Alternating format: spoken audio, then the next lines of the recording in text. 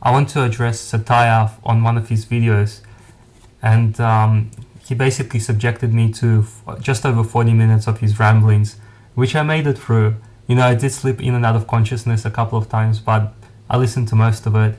And the video is really long, so I'm just going to address like the first part of it, where he talks about Barbarossa and talks about MRAs a little bit. Actually, I'm using this as an excuse to introduce one of my favorite books, and this book is called How I Found Freedom in an Unfree World, and it's written by Harry Browne, and I recommend you guys check out who he is and see if you can get this book. It's quite expensive, and I wasn't able to find it in new print, so you can only get them, I think, secondhand, and it's about like $70. If you can afford it, it's worth every penny. But I'm just gonna maybe start by reading a part of the book out, just in case you can't find it. So this is from the prologue. Freedom is the opportunity to live your life as you want to live it.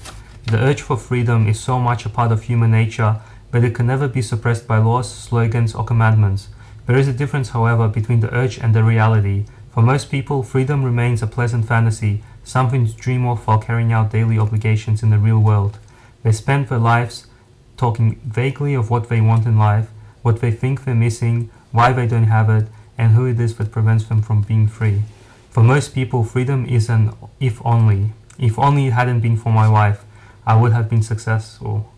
Or if only it hadn't been for Roosevelt or Nixon or whoever, the country would be free. That's an old book. The unfree person can never fully repress his urge for freedom. Whether he considers his jailer to be his family, his job, society, or the government.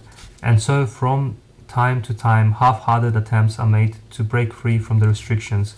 But unfortunately, those attempts usually depend upon the individual's ability to change the minds of other people. And so optimism ultimately turns into frustration and despair.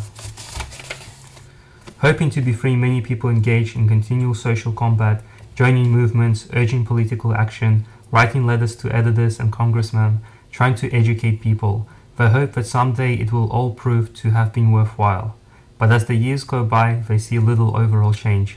Small victories are won, defeats set them back, the world seems to continue on its path to wherever it's going, until they die. The hopeful remain just as enslaved as we've always been. The plans, the movements, the crusades, none of these things have worked. And so the unfree man continues to dream, to condemn, and to remain where he is. Now you're thinking, how can I read out that passage and still consider myself an MRA?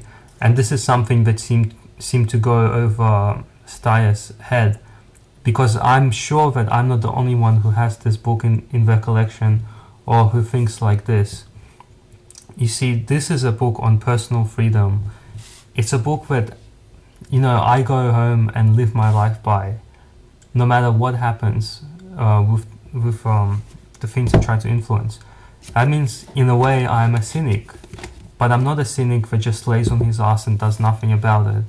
I'm a cynic that does my best to change people's opinions, to put my view out there. Once I put the view out there, I let the people who watch it decide for themselves, to look at my point of view and to look at another point of view and to choose whatever point of view they would like. And this is why I fight. And this is what you would call people adapting to the society, to the natural environment. These are people who don't want to change anything, or perhaps they want to change something but can't. And perhaps you will be the one who's adapting by pointing the gun at their head and not the one who's crying. Or perhaps you may, in the end, decide that you've had enough and you'll either leave the country either by running out of there or by dying. But this is why I fight. It's one thing to say that, yes, you have to focus on your life too. And in some ways, the best way to fight is to focus on your life and to improve yourself and to make money and to have more influence and to be stronger and more powerful. That's one way to actually influence, have more influence about the world that you live in. However, I feel that you have to fight. You have to influence people, or at least do your best to do that and change people's minds and put the truth out there. And I'm sorry that you can't understand that style, even though you think you're really, really smart. Now, you get upset for people calling you a hater, but that's basically what you're doing. You're hating on the movement, and you're hating on the people in it without really knowing a lot about. And I see you are kind of also trying to start up your own movement, and you have your own little forum and stuff, starting your own little cult as well, and doing your best to influence other people with your thoughts. And that's fine. Everyone should have the right to do so. However, I don't think your thoughts are quite there. You touch on having to pay a price for having a child and being happy paying child support for your child.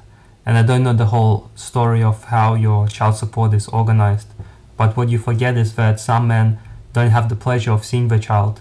In fact, the only pleasure they have, and pleasure in the natural world, is paying the child support and never seeing the child, and being told that they abused the child or they abused the mother, and having the child being told that as well. And I'm not saying that you have to be an MRA or part of a father's group to care about those issues and wanting to see the best for those people in those situations. Why I consider myself an MRA, perhaps that's a topic for another video, but I just dislike the overall attitude of kind of letting people, like what you say, letting the natural world dictate what happens to you completely, and totally letting go, like right off the bat, without even fighting for it. A huge misconception about spirituality. I'm gonna get a little bit airy-fairy right now, so feel free to turn the video off if you like to. But one major misconception about things like meditation and Buddhism and spirituality is that it's an escape.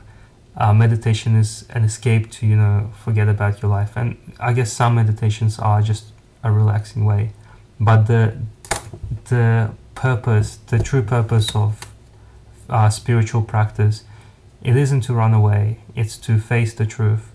It's to face the fact that yes, you have this body, and for example, it's going to deteriorate, it's going to get old and die, but it doesn't mean you just sit on your ass, smoke cigarettes and drink alcohol. As you know, part of the spiritual practice is to avoid things like that, even though I obviously don't do it. If you've noticed, I got my beer bottling equipment in the background there. But it's to take care, like you take care of your body, you take care of your mind while it's here, even though one day everything is going to disappear. You do your best, you fight,